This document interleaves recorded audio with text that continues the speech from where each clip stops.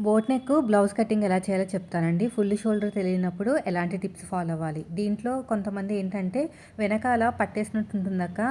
మనకి చెస్ట్ లూజ్‌కి 5.5 కలుపుతామండి. అయితే అందరు ఫుల్ షోల్డర్స్ ఒకలా ఉండవు కదా! కొంతమందికి అలా పట్టేసినట్టుంటే కొంచెం ఎక్కువ తీసుకోవాలి. ఒక పావించ్ అంత సరిపోతది. సో, ఇప్పుడొచ్చేసి నేను హ్యాండ్ కటింగ్ ఆల్రెడీ షార్ట్ వీడియోలో షేర్ చేశాను. ఇప్పుడు బ్యాక్ పార్ట్, ఫ్రంట్ పార్ట్ చూపిస్తాను. దీనికోసం నేను సగానికి ఫోల్డ్ చేసిన క్లాత్ మీద ఖర్చు కోసం ఒక 1/2 ఇంచు వీళ్ళు హైట్ పెంచమన్నారు. దీనికోసం ఒక 1/2 ఇంచు తీసేసుకున్నాను.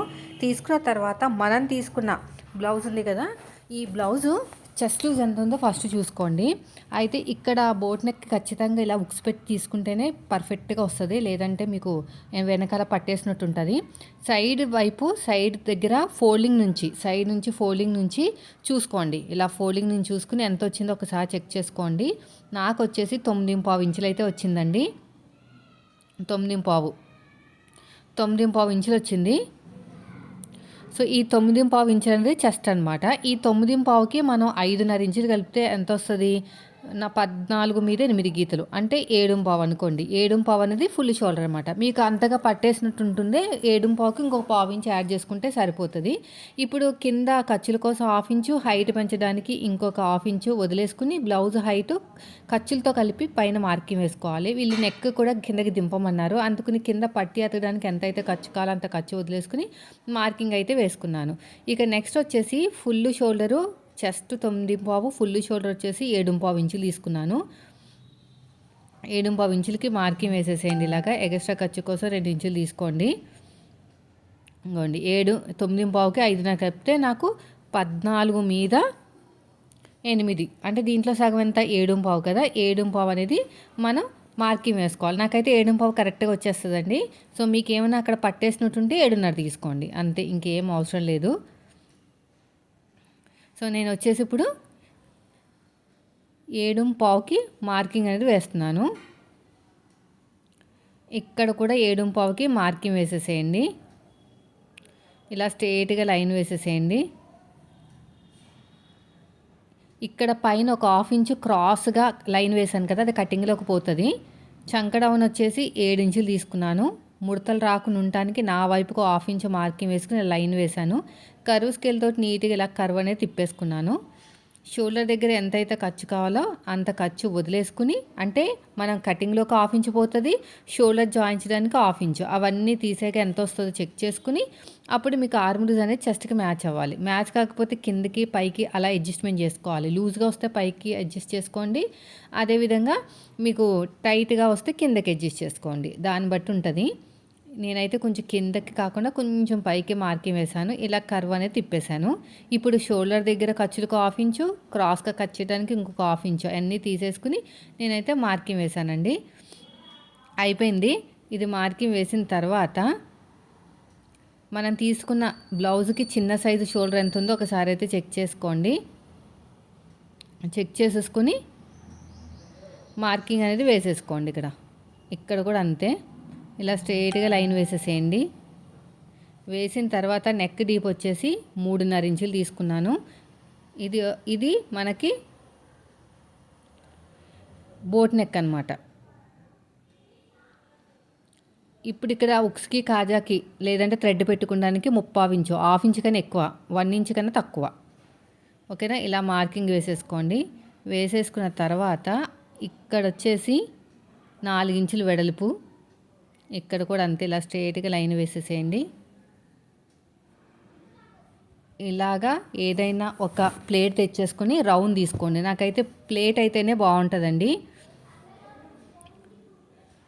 ఇలా ప్లేట్ తీసేసుకుని ఆ నెక్ రౌండ్ దగ్గర మీరు అడ్జస్ట్మెంట్ అనేది ఇలా చేసుకోవాలన్నమాట. ఇలా చేసుకుంటే సరిపోతుంది. అయిపోయింది ఇది కూడా. చూసారా ఎంత చక్కగా వచ్చేసిందో. నెక్స్ట్ వచ్చేసి నడుము లూజు కూడా డాట్తో కలిపి 9.5 ఇంచులు అయితే వచ్చిందండి. అటు ఒక 1/2 ఇంచు, ఇటు ఒక 1/2 ఇంచు, హైట్ వచ్చేసి ఒక 3.5 ఇంచులు తీసుకున్నాను. ఇలా మార్కింగ్ వేసేసేయండి. ఇప్పుడు ఎలాగైతే మార్కింగ్ వేసుకున్నామో సేమ్ అదే విధంగా కటింగ్ చేసుకుంటూ వెళ్ళిపోవాలి. ఓకేనా? చూసారు కదా, ఎలాగైతే మార్కింగ్ వేసుకున్నామో సేమ్ అదే విధంగా ఇలాగ నీట్గా కటింగ్ చేసుకుంటూ ఇంకో ఇలా క్రాస్ కట్ చేశాను చూడండి. ఎప్పుడైనా సరే నెక్ దిగించి షోల్డర్ వైపుకి క్రాస్ అనేది తీసుకోవాలి. ఇలాగ నీట్గా కట్ చేసుకుంటూ వెళ్ళిపోవటమే. ఇక చిన్న టక్ ఇచ్చేసేయండి. ఆ పాట్ నెక్ కట్ చేయకండి. పాట్ నెక్ కట్ చేయకుండా పక్కనే ఉంచండి, ఎందుకంటే ఫ్రంట్ పార్ట్ కట్ చేయాలి కదా, అందుకుని. అయిపోయింది. ఇప్పుడు ఇది ఫ్రంట్ వచ్చేసి క్రాస్ కటింగ్ అండి. కోరాస్ అనేవి మన వైపుకు ఉండాలి, ఓపెనింగ్స్ అనేవి ఆపోజిట్లో ఉండాలి. ఇప్పుడు స్కేల్తో అయినా పర్లేదు, నార్మల్గా అయినా పర్లేదు, ఎలాగైనా సరే ఇలా వీడియోలో చూస్తున్నారు కదా అలాగా మార్కింగ్ అనేది వేసేసుకోండి. వేసుకున్న తర్వాత ఆ నెక్ దగ్గర కూడా అంతేనండి. ఇక్కడ కూడా ఇలాగా స్ట్రైట్గా లైన్ వేసేసేయండి. ఇక్కడ కూడా అంతే. ఈ చంక దగ్గర కూడా అంతే. ఇలాగా సైడ్కి మాత్రం ఒక హాఫ్ ఇంచ్ ఎక్స్ట్రా తీసుకోండి, ఎందుకన్నా మంచిది. చెస్ట్ ఎక్కువ ఉన్న వాళ్ళకి డాట్ ఎక్కువ పడతాం కదా, సెట్ అయిపోతుంది అనమాట. ఇలా ఎల్ స్కేల్ తోటి ఇలాగ ప్రెస్ చేయాలి. ఇక్కడ కూడా అంతే. అంతే. ఇప్పుడు తీసేసేయండి, దీంతో పని లేదు. ఇలా స్ట్రైట్గా ఇక్కడ లైన్ వేసుకుని ఇక్కడ కూడా ఎల్ షేప్ అనేది ఇచ్చేసి ఇక్కడ కర్వ్ అనేది తిప్పేసుకోండి. ఇలాగా షోల్డర్ దగ్గర ఎంతైతే ఖర్చు కావాలో అంత ఖర్చు వదిలేయండి. వదిలేసుకుని ఫ్రంట్ పార్ట్ హైటు ఎలా చూసుకోవాలి, ఉల్టా తిప్పేసుకోండి. బ్లౌజ్ని ఉల్టా తిప్పేసుకుని పైన ఫ్రంట్ పార్ట్ హైట్ నెక్ కూడా షోల్డర్ దగ్గర కావాల్సినంత ఖర్చు వదిలేసుకుని ఆ రౌండ్ నెక్ అనేది ఎక్కడికి డీప్ అయిందో చూసుకుని మార్కింగ్ వేసుకుని మళ్ళీ క్రాస్ చెక్ చేసుకోండి, సరిపోతుంది. ఇప్పుడు వచ్చేసి పైన షోల్డర్ కుట్టు దగ్గర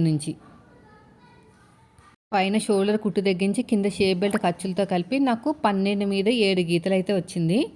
పైన షోల్డర్ దగ్గర కావాల్సిన ఖర్చు వదిలేసుకుని 12 మీద 7 గీతలకు అయితే మార్కింగ్ వేసేసేయండి. ఇప్పుడు ఎల్ స్కేల్ తీసేసుకోండి. ఇలా స్ట్రైట్గా లైన్ వేసేసేయండి. ఇలాగా ఇక్కడ కూడా అంతే, ఇటు సైడ్ కూడా అంతే. ఇప్పుడు మన వైపు నుంచి కింద నుంచి 1.5 ఇంచులకి మార్కింగ్ వేసుకోండి. మన వైపు నుంచి 2.5, డాట్కి మధ్యన గ్యాప్ 1 ఇంచు.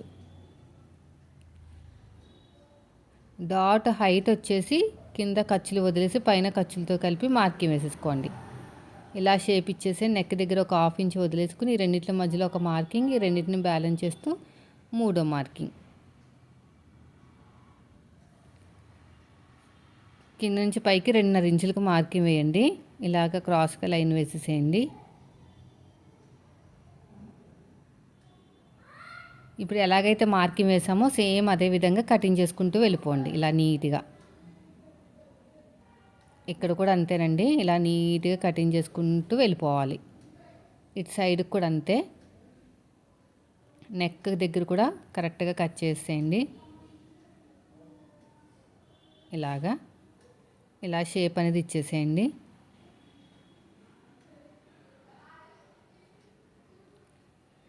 చిన్న టక్ ఇచ్చేసేయండి ఇక్కడ. అంటే మనం తీసుకున్నాం కదా వాటి దగ్గర చిన్న టక్స్ అనేది ఇచ్చేసేయాలి.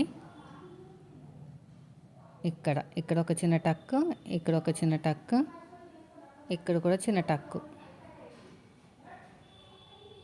ఇదే మార్కింగ్ అడుగు భాగంలో కూడా చేసుకోండి. ఇక్కడ కూడా అంతే, ఇటు సైడ్ కూడా అంతే. ఇప్పుడు మనం షేప్ బెల్ట్ అయితే కట్ చేద్దాము. దీనికోసం బ్యాక్ పార్ట్ మీద ఫ్రంట్ పార్ట్ పెట్టేసుకుని ఒక 1/2 ఇంచ్ టేపుని పైకి వదిలేయండి. కొంచెం నీట్గా కట్ చేసుకోండి. ఇక్కడ ఒక 1/2 ఇంచ్ టేపుని పైకి వదిలేయండి.